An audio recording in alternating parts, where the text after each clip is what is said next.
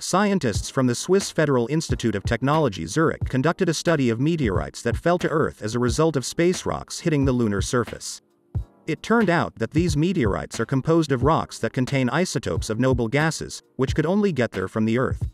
Current science suggests that the Moon came from debris that was formed by a collision between the Earth and a Mars-sized planetary object about 4.5 billion years ago. A new study shows that this theory has new evidence. The composition of the Moon, scientists are studying, including with the help of lunar meteorites, which fell to Earth as a result of the impact of space rocks on the lunar surface. Several hundred such meteorites have already been discovered on Earth. Scientists led by Patricia Wohl of the Swiss Federal Institute of Technology Zurich conducted a study of 6 pieces of one lunar meteorite. It turned out that this debris consisted of volcanic rock, basalt.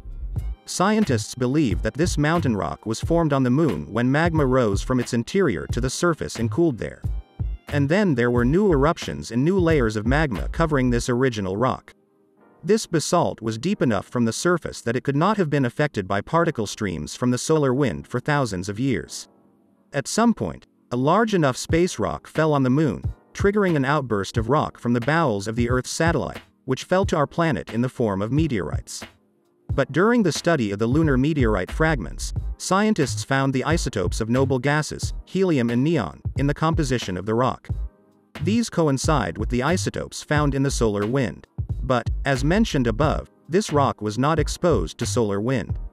Scientists have also found that there are significantly more of these isotopes in the lunar meteorite than scientists expected to see. Therefore, the scientists concluded that these isotopes of noble gases came to the Moon exactly from the Earth, when the two objects were still one.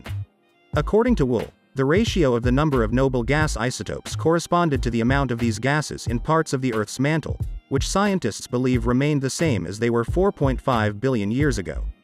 Although such gases are not necessary for the emergence of life, it would be interesting to know how some of these noble gases survived the formation of the Moon.